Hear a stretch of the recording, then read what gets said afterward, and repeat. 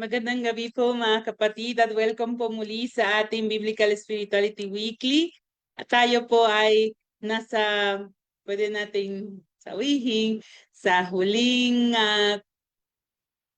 linggo ng Kwaresma. At tayo po ay sa linggo ay papasok po sa Holy Week po sa Semana Santa. Kaya po tayo po ngayon ay magninilay po ang ating pong ebanghelyo sa entrance for mga rites ng Linggo ng Palaspas. Kasama po ang ating mga officers ng Arkham Ministry of Biblical Apostolate po. So, we welcome all of you po, ang lahat po na nandito sa ating Zoom meeting. Ganon din po sa ating po mga kapatid na nanonood po ngayon sa Facebook Live at sa ating YouTube channel. Maraming salamat po sa inyong lahat na kayo po ay laging on time po, nandito po, sama-sama po tayo ay magnilay at lagi po sinasabi po ng ating minamahal na direktor na nagpapahinga dahil sa salita ng Diyos. So, bago po tayo magpatuloy po sa ating reflection of the Gospel of this coming Sunday, tayo po muna ay syempre magsa-summary po ng ating last week's reflection ni Father Ado and magbibigay sa atin ng, I'm sure, napakaganda na summary ay ang coordinator ng Our Lady of Fatima Bacoot Parish ng Arkham Ministry of Biblical Apostolate dyan po sa kanilang parokya, si Brother Andrew Cruz. Good evening po. Good evening po, sister. Good evening po, mga kasamahan po sa Ministry and Biblical Apostolate. Kukontian ko lang po yung ating summary ngayong gabi. Ang ating ebanghelyo po noong nakaraan ay hango sa John chapter 11 verses 1 hanggang 45, no? Ito po ay muling pagbuhay, no? The raising of Lazarus po. Dito po sa kwento na ito, binanggit si Lazarus. Lazaro. Si Lazaro po ay kapatid ni na Marta at Maria. Ang pamilyang ito ay mahal na mahal ng Panginoong Hesukristo. Sila po ay taga Betania, no? At ang pamilya pong ito, sabi ni Father Ado, every time po no, na nasa South ang Panginoong Hesukristo at pupunta siya ng Jerusalem, dadaan po siya ng Betania. Ito pong tagpo natin na ito ngayon ay si Lazaro po ay namatay. Nagkasakit, no? May sakit at namatay. Pinadalhan ng mensahe ni na Marta at Maria ang Panginoon Jesucristo para sabihin na ang pinakamamahal niyo po ay may sakit, no? At dito po nakita natin na sinabi pa ng Panginoon pagka-receive niya ng mensahe, ang sabi niya ay hindi matatapos sa kamatayan ang pagkakasakit ni Lazaro. Although nakita natin na namatay pa rin si Lazaro, no? Pero malinaw na sinabi ng Panginoon, hindi ito matatapos sa kamatayan at ito ay gagamitin para sa ikaluluwalhati ng Diyos at ikaluluwalhati ng anak ng Diyos. No? This is a parallel doon sa nakaraan nating gospel kung saan the blind man, no, tinanong kung siya ba, kung ang taong bang itong bulag, sino ang nagkasala, kung ang pamilya niya o siya, o magulang niya o siya. No? At sinagot niya ng Panginoon, wala sa kanila ang may sala, ngunit nangyari yan upang mabigyan ng papurit parangal ang Diyos. Dahil nga mapapagaling, no, ng Diyos. At itong pagkakataon ito, bubuhayin naman ni Kristo si Lazaro. So hindi po doon natapos. At ang nakakatuwa po pag tiningnan natin si Lazaro, ang Panginoon Jesucristo po nagstay pa ng 2 days, no? Tayo, kung makakatanggap tayo ng mga ganung balita, no, kung may mga kaibigan tayo, kamag-anak, na sinabi na nung kamag-anak, uy, may sakit si ganito, may sakit si ganyan. Agad-agad tayo, no? Pero dito, bagaman sinabi sa ebanghelyo na pinakamamahal niya, no, si Lazaro at sina Marta at Maria, nagpa-delay pa for 2 days ang Panginoon Kristo at umalis lamang on the third day, which sums up to a total of 4 days na bago pumunta si Jesus kay Lazaro. No, ito po ay pagpapatunay din na ang magiging pagbuhay kay Lazaro ay hindi dahil kasi may paniniwala po sila, no, within 3 days pwede pang nag-hover yung kaluluwa ng tao. So anytime that's a point na pwede pa siyang mabuhay talaga, bumalik sa buhay, mag-resuscitate. But after 3 days, pagpasok ng 4 days, wala nang way para mabuhay yung tao. And Jesus ensured na mangyayari na yung pagbuhay niya kay Lazaro is because of the power of God. No? At kumbaga, walang mangyayaring pagdududa sa kahit sino na makaka-witness nito. Dito po na makikita natin nag-aya ang Panginoon Jesucristo sa mga alagad.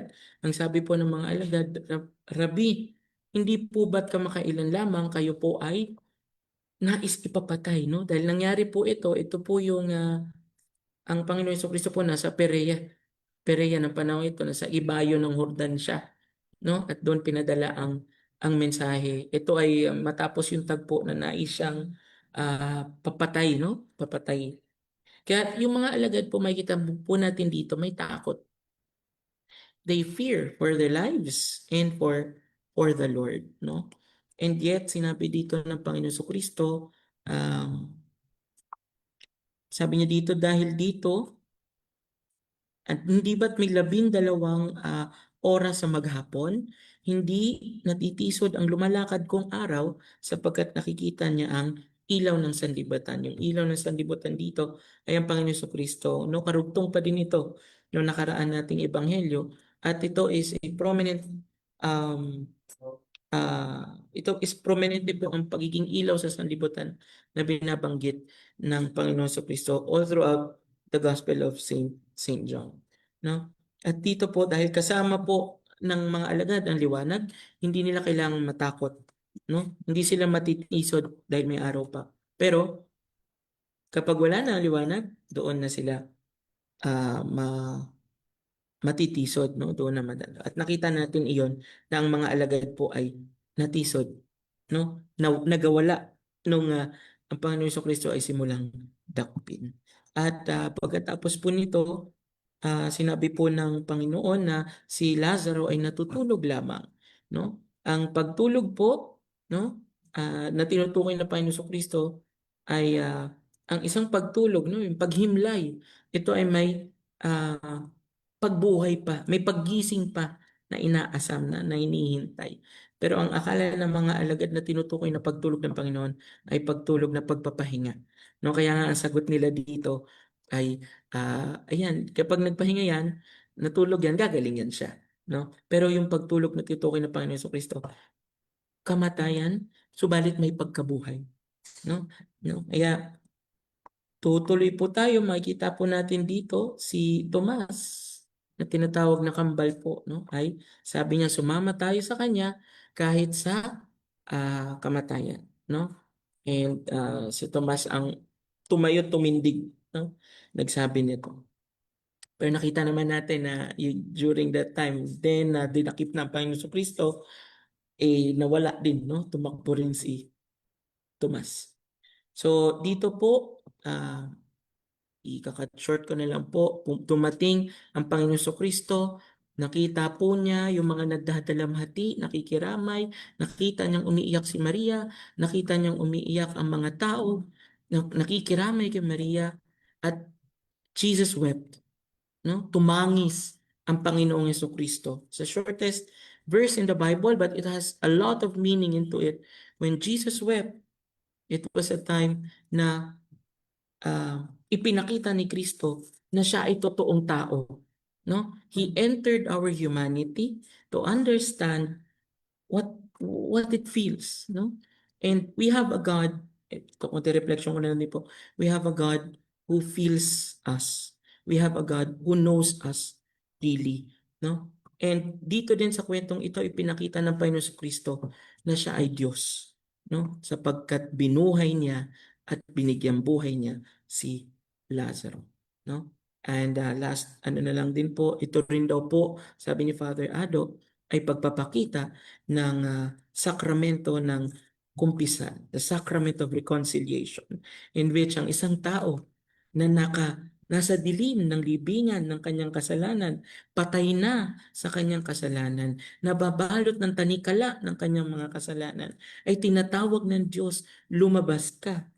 No? Lumabas ka dito sa liwanag at aalisin ang mga tanikala na yung pagkakasala. At yun po yung nagpapakita ng bagong buhay sa pamamagitan ng pagpasok, pagtanggap ng sakramento ng kumpisal o pakikipag-isang muli sa Diyos. Napakarami pa po ng nabanggit tungkol dito. Ba't kukulangan na po tayo sa oras? Napahaba na nga po itong aking pag-share at kung ano po, pakinggan na lang po natin ulit yung video ni Father na hindi ko na po makover lahat. Ulit, maraming salamat po sa inyong pakikinig. Maraming salamat po, Brother Andrew. And tama po ang sinabi po ni Brother Andrew na kung gusto po natin manood muli, ay pwede po tayo bumalik sa ating pong Facebook page po. So ngayon, tayo po ay magpapatuloy ang ating pong pagninilay sa pamamagitan ng opening prayer na pamumunuan po ni Sis Christy de la Cruz. Good evening po, Ate Chris. Good evening po, sister. Naririnig po ako. Loud and clear po, Ate Christy. Thank you naman po. Yeah. Simulan natin sa isang panalangin. Tayong lahat, sa ngalan ng Ama, ng Anak, ng Espiritu Santo. Amen. Mahal naming Amang nasa langit, pinupurit, pinasasalamatan kami sa lahat ang patuloy mong ibinibigay sa amin at sa patuloy mong pagbibigay ng mga halimbawa ng iyong pagmamahal at pag-aalaga. Ibinigay mo sa amin ang iyong anak bilang halimbawa kung gaano kahalaga na alalahanin ang iyong kabutihan kapag kami ay nagdaranas ng paghihirap. Sa aming pinakamadilim na mga araw, naway maalala namin na si Jesus ay dumating sa mundo bilang ilaw na magliliwanag sa aming kadiliman tuwing tatawag kami sa Kanya. Maging mapagpakumbaba kami sa lahat ng oras ng aming buhay. Bilang isang makasalanan, patawarin mo kami sa aming mga pagkukulang at bigyan ng biyaya ng kagalingan ang lahat ng mga may sakit. Ang lahat ng ito ay aming hinihiling sa kabanal-banalong pangalan ng aming Panginoon. Amen. Pangalan ng Ama, ng Anak, ng Espiritu Santo. Amen. Magandang gabi po sa inyong lahat. Magandang gabi po, Ate Christy. Maraming salamat po. Tayo po ngayon ay magpatuloy ang ating pong panalangin sa pamamagitan ng invocation to the Holy Spirit.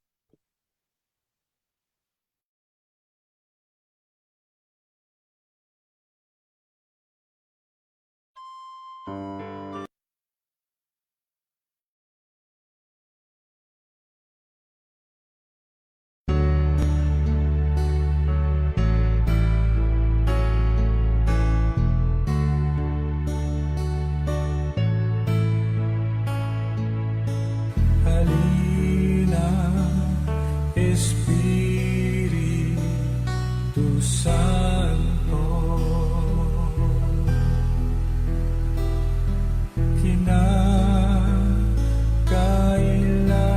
kinakailangan kita.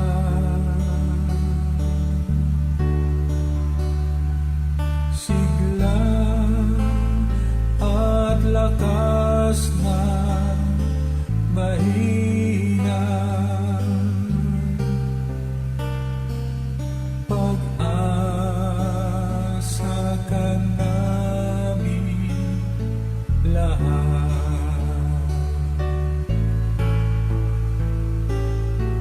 Halina, Espiritu Santo,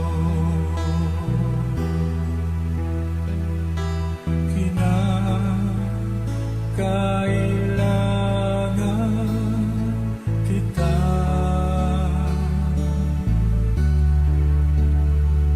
Sigla at lakas na mahina, pag-asa ka namin lahat.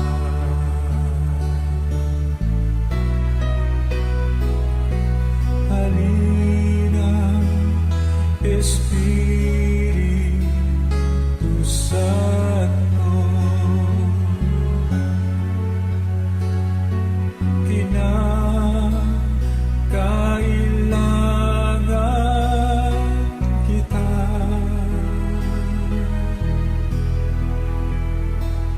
Sigla at lakas na mahina, pag-asa ka namin lahat.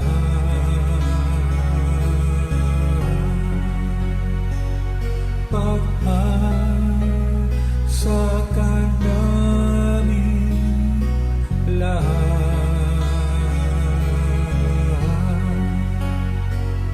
Pag-asa ka namin lahat.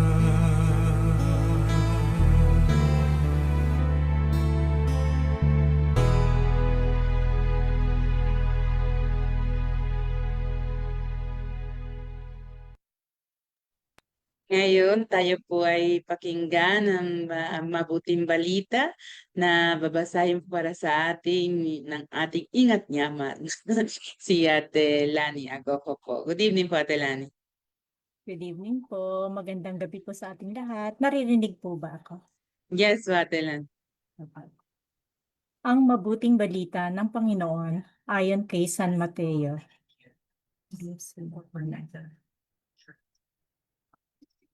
Malapit na sila sa Jerusalem.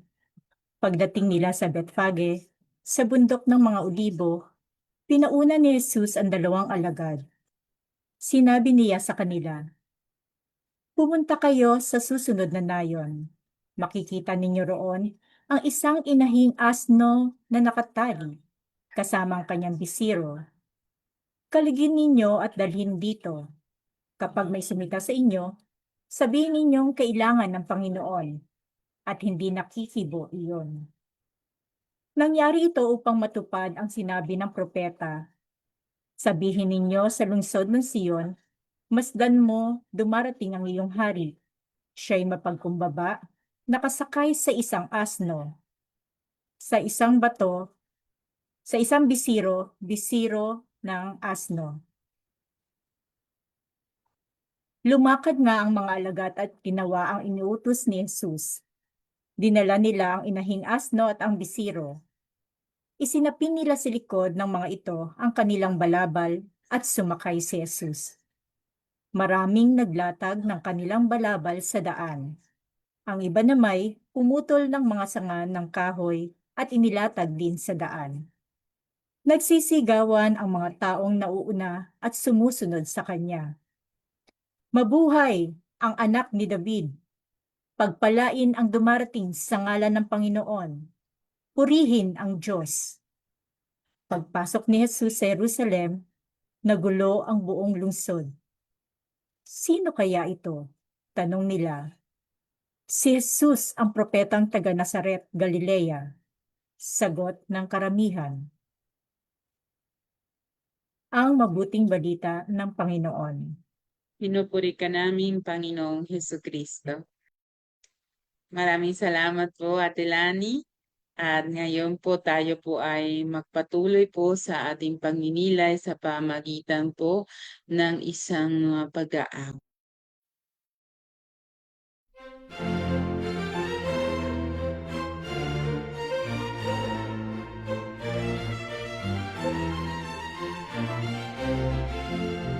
Hosana sa kaitaasan, Hosana Kristo naming Hari, pinagpala ang dumarating sa kaluwalhatian, kapayapaan ng kaligtasan ang dala niya. Hosana sa anak ni David, pinagpala ang Haring dumarating upang magligtas. Sa ngalan ng Diyos siya'y pumapasok, maamo at tapat, matatag at marangal. Hosana sa kaitaasan, Hosana Kristo naming Hari, pinagpala ang dumarating sa kaluwalhatian, kapayapaan ng kaligtasan ang dala niya.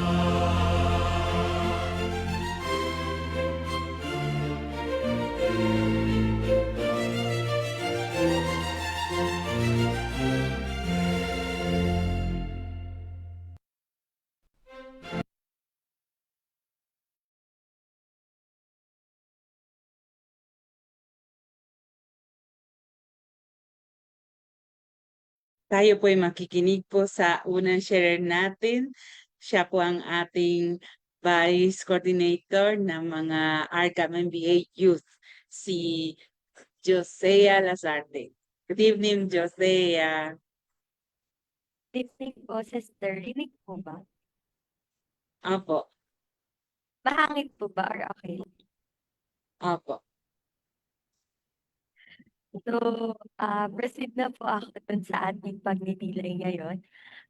Ang pagbasa po ay kay San Mateo ay tinatanggap natin ng mga Katoliko na isang paglalarawan ng matagumpay na pagpasok ni Jesus sa Jerusalem kung saan siya ay sinalubong bilang isang Mesiyas at Hari.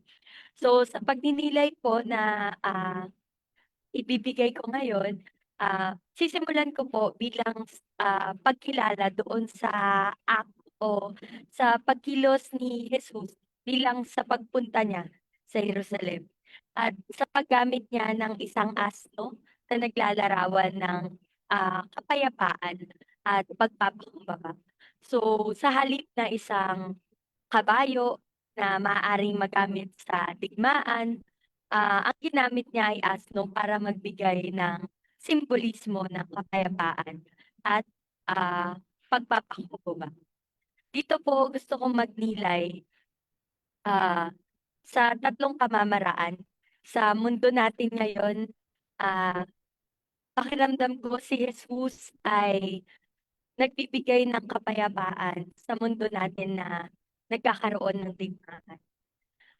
Pangalawa, sa kaguluhan, sa iba't ibang nangyayari sa ating bansa, at nagbibigay din siya ng kapayapaan sa bawat isa kung meron tayong mga personal na pinagdadaanan, mga desisyon na hindi natin alam kung ano yung patutunguhan, mga tanong sa isip natin na hindi natin alam kung ano yung kasagutan. Ayun po yung pagbibigay o pagdating ni Jesus para sa akin. Sinisimbolos siya ng kapayapaan na dumadating sa aspeto ng buhay kung nasan man tayo ngayon. At pangalawa po na pagdinilay ay yung paggamit o pagkanta ng osana ng mga tao na napakinggan natin kani-kanina lamang. Sa pagsasaliksik ko po, nakita ko na ang mga liriko sa kantang osana ay pagtawag ng tulong. It's a call for help. Pero isa rin po itong kanta na nagbibigay sa atin ng si Jesus bilang sa kanyang pagiging hari at pagdadala ng misyon sa atin. So dalawa pong bagay yung call for help na nasimbolismo nito sa akin. Una is call for a leader, isang hari.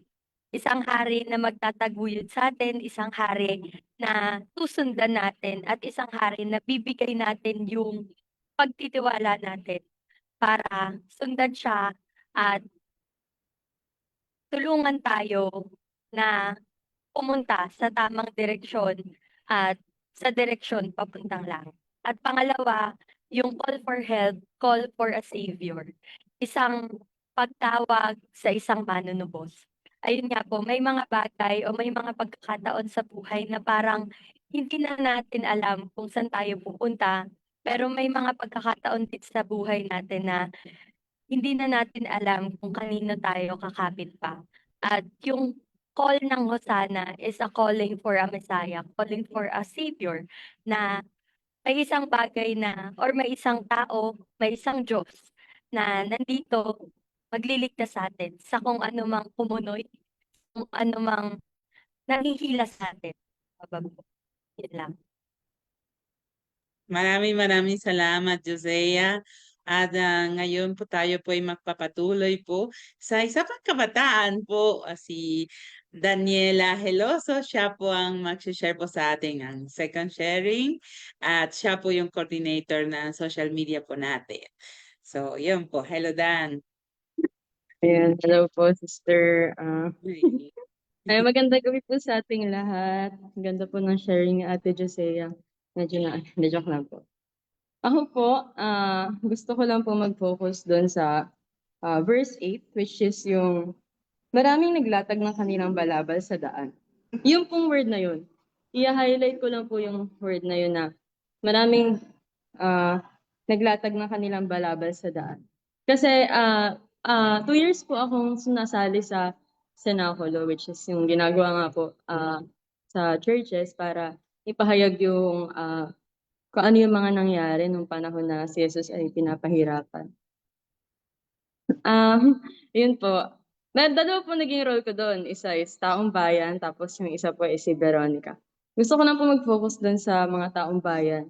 Kasi though sobrang liit lang ng part, akala natin sobrang liit lang ng parte nila doon sa Bible o di kaya sa buhay ni Jesus. Pero hindi natin, ako personally, pag ginagawa ko yun, naiiyak ako kasi hindi nila alam, di sila aware na yun yung savior nila. Yun yung tao na magliligtas para sa kanila. Pero may mga taong bayan kasi na sumusunod-sunod lang. Katulad ko, minsan, kung ano yung mas lamang, doon lang ako nakasunod. Kung ano yung medyo parang iniiwasan ng tao, iniiwasan ko din. Kasi feeling ko kasi nandun yung tama kasi dahil maraming tao. Pero dito, sa binasa dito, hindi sila nag-alinlangan na ilatag yung mga balabay nila. Kahit pa to the point na alam natin na madudumihan yung mga yon, ako personally.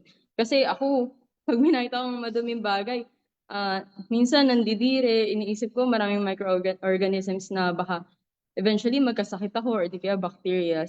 Pero sila, nilatag nila yon as a sign of respect para kay Lord. Though marami sa kanila laging nagtatanong na, totoo ba yan? Totoo ba talagang Diyos yan? Totoo ba talagang nililigtas yan? Pero, yun po, ang dami rin tao na umaasa pa rin sa faith nila na inaasa lahat ng bagay para sa magiging sa mangyayari sa susunod na araw, sa kinabukasan, ganun. Tapos gusto ko lang din po i-highlight yung part na pagpasok niya sa Jerusalem, nagulo ang buong lungsod. Tayo po, ako, personally, pag may nag-aaway, pag may, o di kaya nagkakagulo na dyan sa lugar, ganon, parang makikiusyoso pa, ganon. Imbis na parang lumayo na muna para yung nag-aaway ay maayos nila yung problema nila. Makikiusyoso pa, tapos magsasabi pa, no, tama siya, ganon. Parang ano pa talaga, gulo-gulo pa talaga.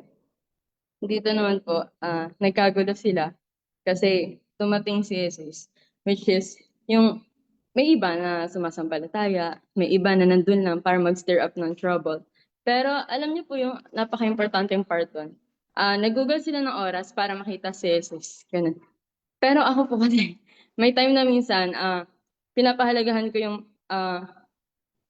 wants ko lang kaysa sa needs ko. Which is yung, ayun, pag-serve o di kaya pagsisimba. Pero minsan, mas lumalamang yung part na, ay, sa bahay na lang ako, tutulog ako, papahinga ako. Kaysa pumunta ka talaga sa totoong pahinga, ganun. Parang mas pinag-focusan ko lang yung kung ano yung physical rest ko. Pero yung spiritual rest, nakalimutan ko siya. Which is, parang, kung titimbangin natin, mas mahalaga yun compare sa kung ano yung binubusog ko ngayon, ganun. Sila parang sobrang like curious sila. Dumarating sa point na minsan yung faith nila nagbabago na. Like mas naniniwala pa sila ganun. Mas lumalakas yung faith nila. Kahit kunyari, sabi nila, sige nga, sama nga ako ganun para makita ko kung sino nga ba yung Jesus na yun, kung sino nga ba yung ano na yan. Tapos eventually, kapag naramdaman na nila yung presence ni God, sabihin nila, siya nga talaga. Siya talaga yung magliligtas sa akin. Kasi dumarating din yun minsan sa part na ako, ganun din po ako minsan, na minsan curious lang ako, tapos eventually, pag nalaman ko na yung kwento niya, nalaman ko na kung ano siya, sabi ko, ay, ganun pala siya. Ganun pala talaga yung ginawa niya para sa akin, ganun. Parang, imbis na, some people will ask, bakit mo kami niligtas? Bakit mo kami, ba't ka nagpakahirap para sa amin? Except na, sabihin na lang na, thank you, kasi niligtas mo kami, nandyan ka. Yun lang po, maraming salamat po. Maraming salamat po sa ating mga officers ng Arkham Ministry of Biblical Apostolate. So ngayon po tayo po ay makikinig po sa ating pong minamahal po na direktor na siya po ay sumusubaybay po sa ating pong Facebook Live, no? Hindi lang po yung iba mga kapatid natin ay nandyan sa Facebook, kundi po si Father Ado din. Pero si Father Ado, parang si Padre Pio, may gift of bilocation by location. Kasi siya po din ay mag-share para sa atin ang kanyang exposition sa Ebanghelyo po ng gabing ito or ng susunod na linggo sa gabing ito. So makinig po tayo mga kapatid at tayo po ay marami po matututunan, especially po ang experience with the Word of God ang nakakatulong po sa atin sa ating buhay sa araw-araw. Magandang gabi mga minamahal na kapatid. Tayo ay nasa huling linggo na ng Kwaresma at nasa pintuan na tayo ng rurok ng panahon ng ating pananampalataya, ang mga mahal na araw. Kaya nga ang pinagdinilayan natin ngayon ay ang Ebanghelyo patungkol sa Linggo ng Palaspas. Hindi natin na bibigyan diin ngayon yung Ebanghelyo sa banal na misa, yung passion narrative, yung salaysay ng pagpapakasakit ng Panginoong Hesukristo ayon sa Ebanghelyo ni San Mateo. Ngunit ang bibigyan natin ng diin ngayon ay yung Ebanghelyo bago magprosesyon ng mga palaspas. At ang Ebanghelyong ito ay mula kay San Mateo, Kabanata 21, talata 1 hanggang 11. No? Matthew 21, verses 1 to 11. No? Ngayon, makikita natin na ang nangyari rito ay si Jesucristo ay papasok sa Jerusalem. At kung saan siya ay sinalubong ng mga tao na nagpupuri, sumisigaw sila ng Osana sa anak ni David. No? Ngunit mahalagang makita natin na ang nangyaring ito, ang kaganapang ito ay nakaugat ng malalim sa banal na kasulatan. No? Makikita natin na si Jesucristo ay nasa bundok ng Olibo nung inutusan niya yung kanyang mga alagad upang kunin yung mag-inang asno sa susunod na nayon. Sa aklat ni Propeta Zacarias, makikita ron ang Mesiyas bago siya pumasok doon sa kanyang misyon ng pagliligtas, ay kailangan niyang umapak sa bundok ng mga Olibo. Makikita rin natin na narito yung pag-uutos niya na kunin yung mga asno, no? Yung inahing asno at yung batang asno. At mahalaga ito, no? Sapagkat ito ay propesiya rin mula kay Propeta Zacarias. No? Ito ay nasa Zacarias, Kabanata 9, talata 9. No? Magalak kang lubos, anak na babae ng Sion, narito ang iyong hari ay dumarating sa iyo, matuwid at tagumpay, mapagkumbaba at nakasakay sa isang asno at sa isang batang asno na anak ng isang babaeng asno. Napakaganda ng mga salitang ginamit dito, mga kapatid. No? At ito ay magbibigay sa atin ng malaking kapahingahan. No? Bagamat abalang-abala tayo, ang mga kaparian, ang mga laiko, ang mga lingkod ng simbahan, tayo sa Ministry on Biblical Apostolate, at yung mga ibang kapatid natin na nakikipagnilay ngayong gabi, ay nagkakaroon pa rin tayo ng panahon na magpahinga. No? Sinasabi ko nga, napakagandang bagay nito. No? Yung simbolismo ng asno. Alam natin na ang asno ay isang tinatawag nating hayop, no? Sa mga mabibigat na gawain nakaalay. No? Ang ibig sabihin, ang tawag sa nila ay beast of burden. Kasama niya ang mga baka. No? Kaya nga makikita natin na itong mga asno na natatanggalin sa pagkakatali upang dalhin ang Mesiyas sa Jerusalem ay naroon na sa kapanganakan pa lang ng ating Panginoong Hesukristo. Alam natin na si Hesukristo ay pinanganak sa Bethlehem sa isang sabsaban sa lugar ng mga hayop. At sa tradisyon ng simbahan na pinasimulan ni San Francisco de Assis, ang mga larawan ng kapanganakan ng ating Panginoong Hesukristo ay mayroong mga hayop at naroon palagi itong mga hayop na nagbubuhat ng kabigatan bilang pagtulong sa kanilang mga Panginoon sa mga gawain. No? At ito ay ang asno at ang baka. At ito ay nasa propesiya na mula sa propesiya ni Propeta Isaias, chapter 1, verse 3. Sinasabi ron, nakikilala ng baka ang kanyang Panginoon at ng asno kung saan siya pinapakain ng kanyang amo doon sa sabsaban. No? Ibig sabihin, itong baka at itong asno, nakikilala nila ang Panginoon. Alam ng asno ang sabsaban. So, kaya nga, inilagay sa larawan ng kapanganakan ng ating Panginoong Jesucristo itong dalawang hayop na ito.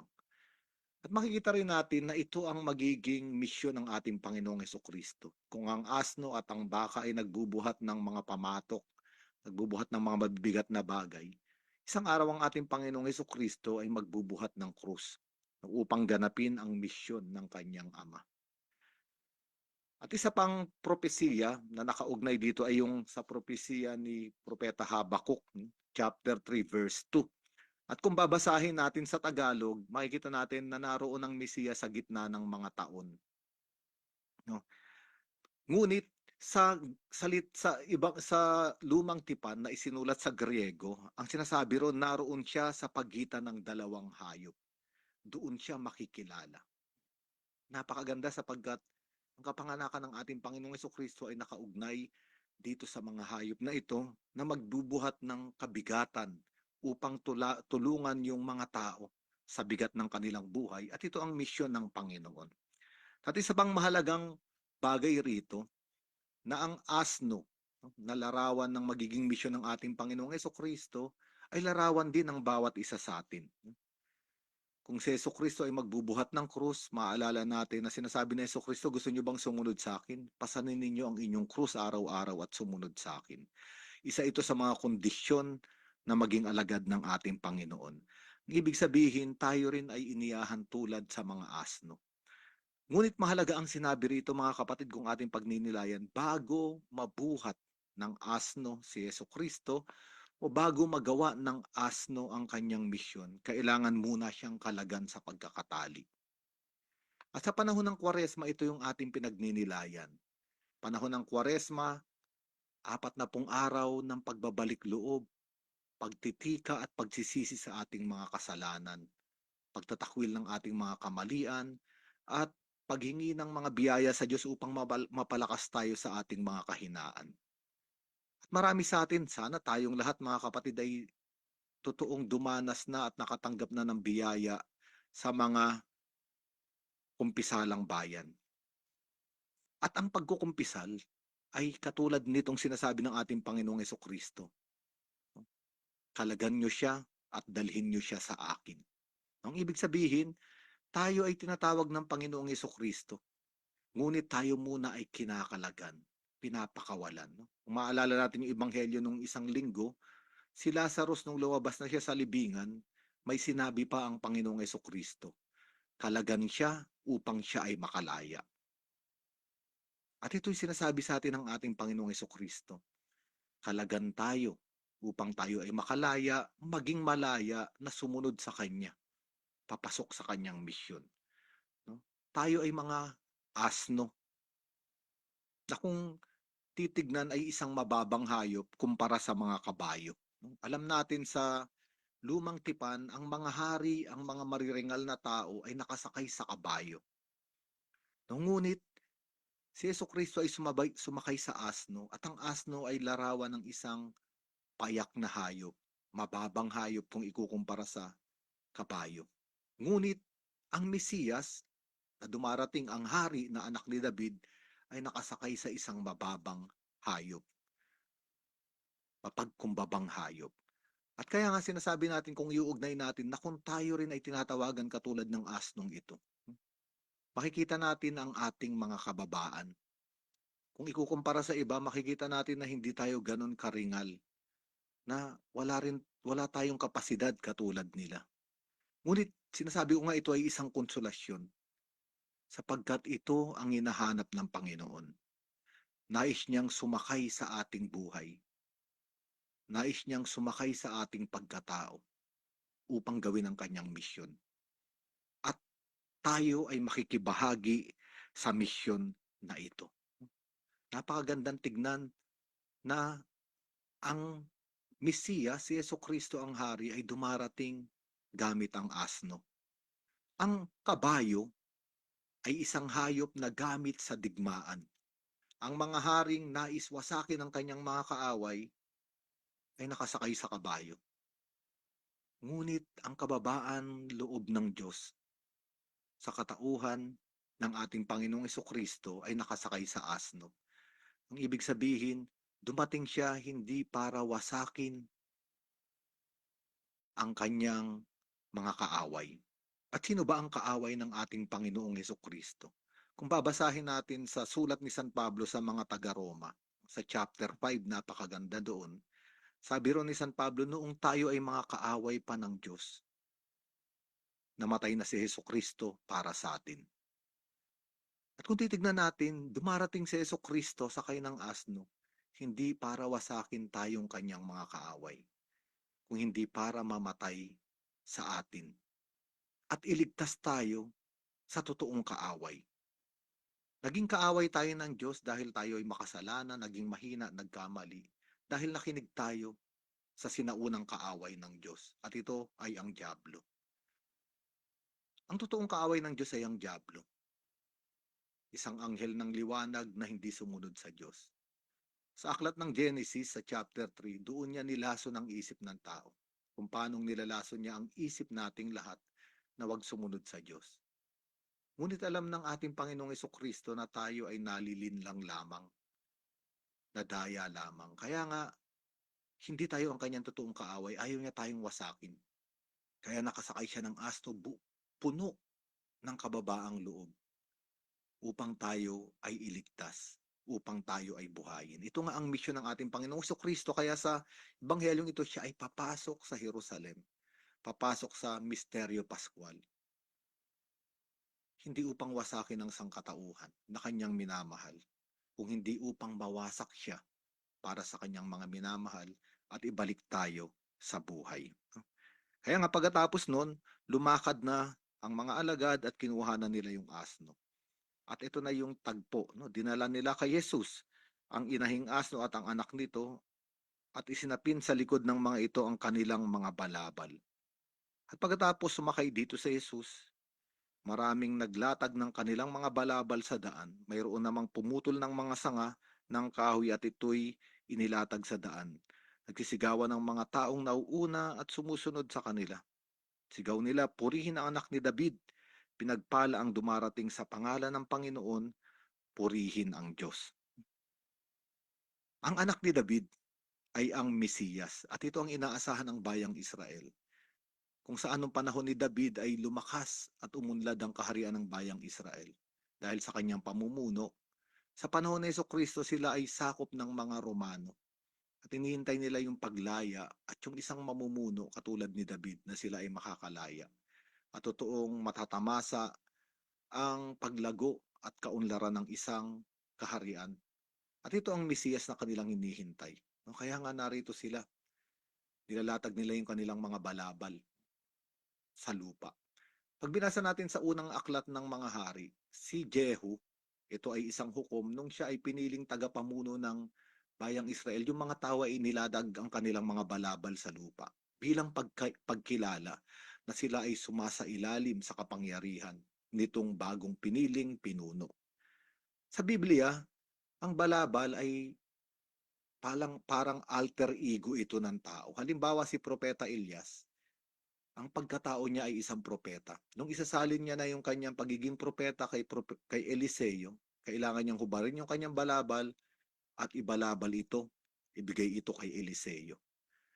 Si Jesucristo, maalala natin, noong siya ay naglalakad dahil papagalingin niya yung bata, no?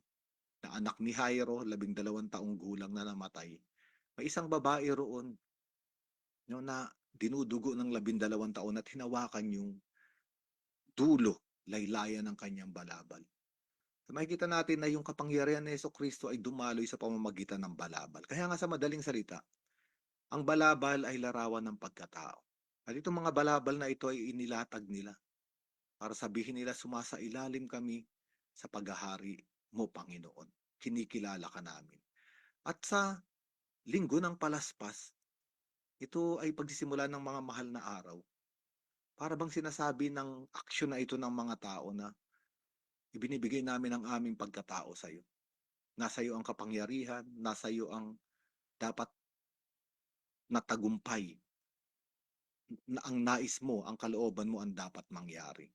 Mahalaga itong simbolismo na ito sapagkat lahat naman tayo ay pinilit nating gawin ang mga dapat nating gawin. Nagsikap tayo. Tinangka nating maging maligaya. Pinilit nating maging mabuti. Pinilit nating magtagumpay laban sa mga kahinaan, mga tukso, mga kasalanan. Pinilit nating maging maayos yung buhay. Pero paulit-ulit sa ating kasaysayan, nakikita natin na minsan yung ating pagkatao ay ginagawa na ang lahat. Ngunit nanatili pa rin tayong bigo. Kailangan natin ng isang tagapagligtas. At itong aksyon ng paglalapag ng mga balabal ay parang pagsuko sa Diyos. Pagsuko sa Diyos, iwan na yung ating nakaraan. at sumunod dito sa dumarating sa buhay natin. Maalala natin yung bulag kung saan sumigaw siya, Jesus, anak ni David, mahabag ka sa akin. Nung tinawag siya ng ating Panginoong Hesukristo, maalala ninyo mga kapatid, iniwan niya yung kanyang balaban. Iniwan niya yung kanyang nakaraan ng pagkabulag, yung kanyang nakaraan ng kadiliman, at lumapit siya sa ating Panginoong Hesukristo. Siya ay gumaling at nagsimula ng sumunod sa kanya. Napakaganda na itong larawan na ito, na para bang inaanyayahan tayo ng ating Panginoong Hesukristo. Sinubukan mo na ang lahat. Ito na yung panahon na isuko mo na ang iyong balabal. Isuko mo na ang iyong lakas. Isuko mo na ang lahat-lahat sa iyo. Sapagkat dumarating yung totoong nais maghari sa buhay mo. Isang malaking konsolasyon para sa ating lahat. At ang ginawa pa ng mga taong ito ay naglatag sila ng mga sanga. Sa ibang bersyon, iwinagayway nila ang mga sangang ito. At ito ay nakasulat na rin sa simula pa. Halimbawa, pag binasa natin yung aklat ng Leviticus, chapter 23, verse 40, inuutos doon ng Diyos na kumuha raw ang mga Israelita ng mga bunga ng magagandang punong kahoy, mga sanga ng palma, mga sanga ng mababangong punong kahoy at mga sanga ng kahoy na mayabong at magalakay sa harapan ng Panginoon na inyong Diyos sa loob ng 7 araw. Ang talatang ito ay nakaugnay doon sa kapistahan na gusto ng Diyos na ipagdiwang ng mga Israelita. Ito yung pista ng mga tolda. At bakit pista ng mga tolda? Alam natin ang mga Israelita ay naglakbay ng 40 taon sa disyerto. Doon ay wala silang bahay, kundi mga tolda. At ang kanilang mga tolda, minsan ay nabububungan ng mga sanga. At itong mga sangang ito ay larawan ng buhay sapagkat sila ay nasa disyerto. Kung may makukuha silang sanga, kung meron doong mga bunga, ang ibig sabihin ang Diyos ang nagbibigay ng buhay sa gitna ng isang lugar na patay. So kaya nga itong pagdiriwang na ito ng tolda ay nais ng Diyos na alalahanin ng bayang Israel. Ito yung tinatawag na Feast of Tabernacles or Feast of Sukkoth, kapistahan ng mga tolda, na hanggang ngayon ay pinagdiriwang ng mga Israelita. At itong mga sangang ito ay tanda ng probisyon ng Panginoon. Tanda ng pagbibigay buhay ng Panginoon at pangangalaga ng Panginoon sa kanila. Ang ibig sabihin, ang larawan ng mga sanga ay larawan ng buhay. Ang ikalawang kahulugan ng mga sanga ay larawan ng tagumpay. Halimbawa, pag binasa natin mga kapatid yung unang aklat ng mga Makabeyo, chapter 13, verse 51, nung nabawi ni Simon Makabeyo ang Jerusalem, ang kuta ng Jerusalem sa mga kaaway, pumasok ang bayan, ang buong bayan, yung mga tao na umaawit ng papuri at may dalang mga palaspas bilang tanda ng tagumpay. Kaya yung palaspas ay tanda ng tagumpay. At makikita natin na dalawa ang ibinibigay na kahulugan, buhay at tagumpay. At ito yung nangyayari sa tuwing linggo ng palaspas. Winawagayway natin ating mga palaspas, tanda ng buhay na ibinibigay ng Diyos at ng tagumpay. No? Napakaganda na malaman natin itong mga bagay na ito na ang ating Panginoong Hesukristo ay dumarating upang magbigay ng buhay at magbigay ng tagumpay. At mahalaga pa, isa pang bagay na sinabi sa mabuting balitang ito, noong sinabi na mapapalad daw, no? Purihin ang anak ni David, pinagpala ang dumarating sa pangalan ng Panginoon, purihin ang Diyos. Blessed is he who comes in the name of the Lord. Ang sinasabi rito na si Hesukristo ay hindi lamang dumarating, dala ang kanyang sarili, mabibigay ng buhay at ng tagumpay. Dala niya ang Panginoon. Hindi lamang siya dumarating bilang tao, ngunit bilang Diyos. No, kaya nga, ang tagumpay na dadali ng ating Panginoong Hesukristo ay tagumpay ng Diyos. Ang ibinibigay niyang buhay ay ang buhay ng Diyos. No? Napakaganda nga na pag nilayan natin ang palaspas. Sa tradisyon ng simbahan, ang palaspas ay mayroon ding malalim na kahulugan. Sapagkat ang palaspas ay simbolo ng krus. Di ba kung makikita natin mga kapatid, yung palaspas ay merong parang yung parang pinaka anong tawag diyan, yung katawan sa gitna. At mayroon siyang mga sanga. Kaya kung makita natin katawan, kahoy na nasa gitna at mga sanga. Sabi ng mga ama ng simbahan, ito ay larawan ng krus. At isa pang magandang larawan na sinasabi ng simbahan, itong palaspas ay para siya yung spinal column o yung gulugod ng tao na nagbibigay istruktura, lakas upang bumangon ang tao. Kaya nga makikita natin na ang palaspas ay larawan ng krus, ngunit larawan din ng gulugod na magpapabangon sa tao, na magbibigay istruktura sa tao. Kaya nga, ang palaspas din, pinag-uusapan na natin kanina, ay pagwawagayway ng tagumpay ng krus. Hindi lamang pagtatagumpay ni Jesucristo sa krus na kanyang papasukin, kung hindi bilang isang pangako na tayong lahat ay may mga pinapasan na krus. At kapag ka nagpahinga tayo sa krus, totoo tayo ay nakasandal, no, dito sa isang matibay na istruktura. Ang ibig sabihin, ang krus ay ibinibigay ng ating Panginoong Jesucristo upang tayo ay makasunod sa Kanya. At ito ang istruktura ng isang Kristiyano. At ito rin ang karanasan ng tagumpay ng Diyos sa buhay ng isang Kristiyano. May mga krus sa ating buhay, kalungkutan, problema, pagkakasakit, pagtanda, mga bagay na hindi maintindihan, mga pangyayaring nagpapahirap at nagwawasak sa atin. At itong mga krus na ito ay dumarating, ngunit ang mga Kristiyano ay may lakas.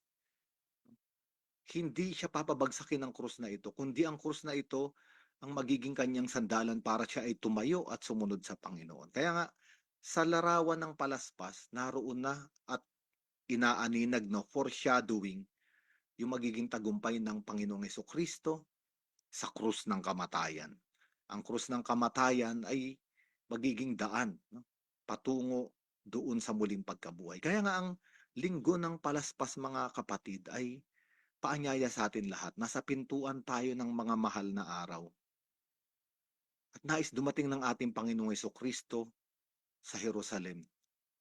Maaari nating sabihin, sa Jerusalem ng ating buhay, sa Jerusalem ng ating kalooban, sapagkat gusto niyan dumating upang ibigay yung buhay at ibigay yung tagumpay. Kaya nga, napakaraming larawan na nais ibigay sa atin dito ng ating Panginoon, no? At itong mga salitang ito sa ebanghelyong ito ay inaanyayahan tayong sumigaw, no? Osana. Ang Osana ay salitang Hebreyo, no, na nakaugnay sa pangalan ni Jesus. Ang pangalan ni Jesus sa Hebreyo ay Yeshua. Ngayon, yung Osana ay nakaugnay dito dahil ang pangalan ni Jesucristo sa Hebreyong Yeshua ay salvation o kaligtasan. At yung Osana ay panalangin na iligtas mo kami. Anak ni David, iligtas mo kami. Panginoon, iligtas mo kami. May mga krus sa aming buhay, may mga krus kaming kinakaharap. Ngunit ang krus na ito, katulad ng palaspas, ay hindi para wasakin at wakasan ng ating buhay. Kung hindi para magbigay ng provision ang Diyos, magbigay ng buhay sa gitna ng disyertong patay, at magbigay ng tagumpay. Kaya nga, ang linggo ng palaspas ay pagsisimula ng mga mahal na araw, na para bang inaanyayahan tayo ng ating Panginoong Jesucristo, sumama ka sa akin. At maging laman sa buhay mo ang misteryo paskwal. Totoo may pagdurusa, totoo rin may krus, totoo rin may kamatayan. Ngunit ang pinakadakilang katotohanan ay magtatagumpay ang ating Panginoong Jesucristo sa lahat ng ito, larawan ng palaspas, sapagkat siya ay muling mabubuhay. Kaya mga kapatid, ihanda natin ang ating mga sarili para sa mga mahal na araw. Abalang-abala tayo ngayon, maraming gawain katulad ng sinasabi ko. Ngunit napakaganda na nagbibigay tayo ng ilang sandali, isang oras sa ating Biblical Spirituality Weekly para pagnilayan ang kaugnayan ng salita ng Diyos. At sa likod ng bawat salita ng Diyos ay ang kanyang pagmamahal at pag-ibig sa atin. Pagnilayan ito at pumasok sa kapahingahan. Sa gabing ito tayo ay nagpapahinga, habang inihahanda ang ating mga sarili sa pinakadakilang panahon ng ating pananampalataya, mga mahal na araw at ang Triduo Pascual, kung saan tayong lahat ay makikiisa sa paghihirap, pagdurusa, kamatayan, libingan at muling pagkabuhay ng Panginoon. Maaari na nating itaas ang mga panalangin natin sa ating Diyos bilang isang katawan, bilang isang ministry, bilang magkakapatid, pagkakasama sa pananampalataya at pagsunod sa isang Diyos. Lahat tayo ay sasagot sa bawat panalangin na ilalahad. Panginoon, dinggin mo kami.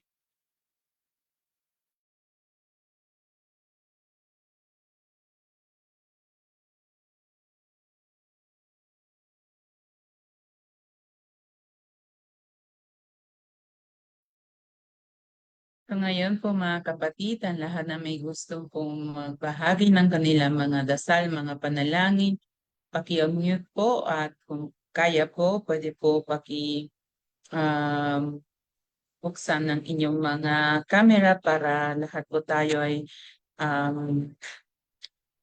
ipanalangin po natin ang inyong mga kahilingan.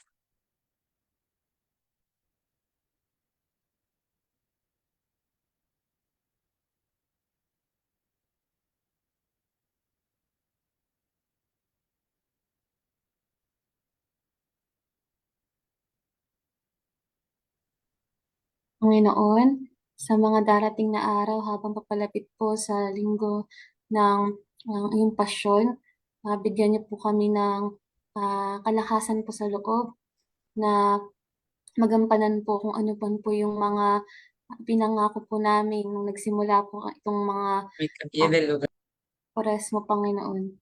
At nawa ipinapanalangin po namin ang patuloy po na digmaan po sa Middle East. Nawa, Panginoon, kayo pong magbigay ng karunungan, lalo na po sa mga leaders po ng iba't ibang mga bansa, para po magkaroon po ng kapayapaan po sa amin, sa buong mundo. Nalangin tayo sa Panginoon.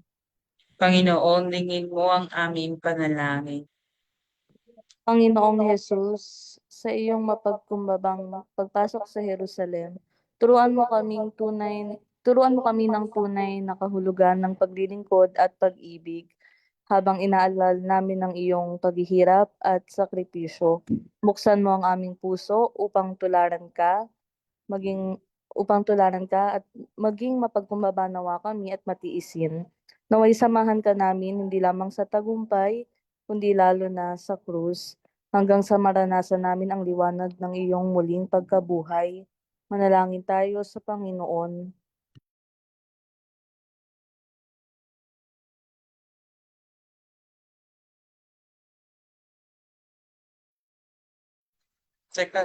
¿Qué significa alangan?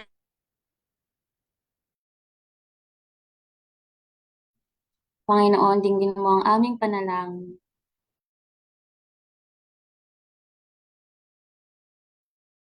Panginoon, gabayan niyo po ang mga taong nagdurusa at nagdadalamhati upang makatagpo sila ng lakas at kaaliwan sa pakikibahagi sa pasakit ni Jesus at madama nila ang pag-ibig ng Diyos sa pamamagitan ng ating pagtulong at malasakit.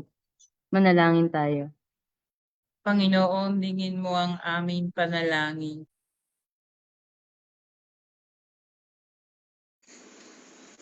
Panginoon, pinapanalangin po namin ang buong bansa, lalo po ang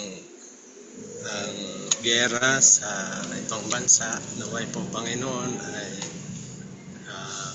magkaroon po ng patuloy na dialogo para sa mga leaders, para po hindi na po masyado maapektuhan ng lahat po ng mga tao, especially yung mga biktima ng karahasan. Panginoon, pinapanalangin po natin. Panginoon, dinggin mo ang aming panalangin.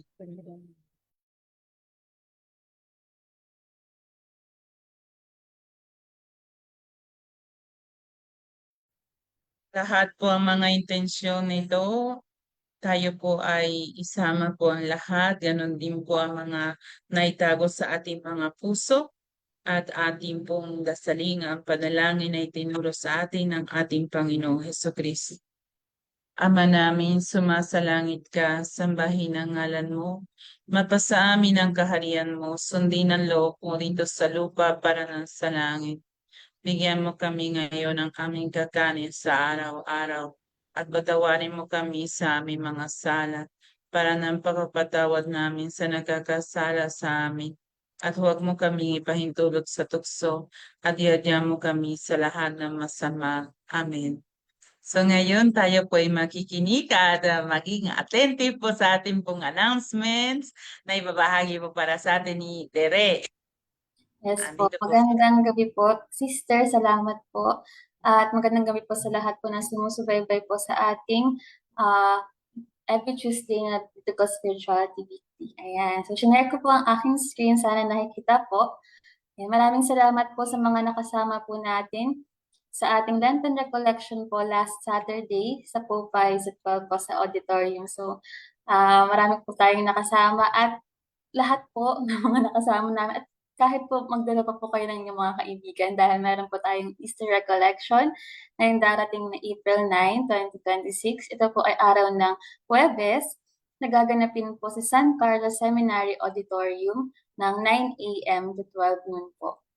So yes po, so kaiba po yung araw na ito. Holiday po ito ang araw na ito. So sana po mas marami po tayong makasama at maisama niyo po ang inyong mga pamilya at mga kapitbahayan sa araw po ng ating Easter Recollection. Ayan. At ayun, meron pa rin po tayong Gaspelicula, isa po sa ating mga supplemental program po ng ating ministry na gaganapin po sa St. John Bosco Parish sa araw po ng April 17 at May 15. So, yan po ay Fridays, 7 p.m. to 9 p.m. po. Yan, para po sa mga interesado, you can message po Ate Christy de la Cruz para po to confirm po yung inyong attendance po sa mga araw po na iyan. At yes, ayun po, patuloy po ang aming pag-aanunsyo ng ating annual biblical retreat sa August 7 to 9 sa St. Michael Retreat House, Antipolo City. Other details to be shared po sa ating group chat sa mga darating na araw, pero hopefully as early as now, you can already block po ang mga araw po na iyan. At ang ating speaker po, ating retreat master po sa mga araw po na yan ay si Bishop Broderick Pabilio. Ayan, minsan na lang po natin makasama si Bishop, kaya wag na po natin palampasin po ang pagkakataon na ito na makasama po natin siya at makasama po ang bawat isa sa mga araw po na iyan. Ayun lang po sa akin, sister. Salamat po. Yes, so maraming salamat po, Teresita, and sa inyo po lahat. Ngayon po tayo po ay magtatapos ang ating pong Biblical Spirituality Weekly.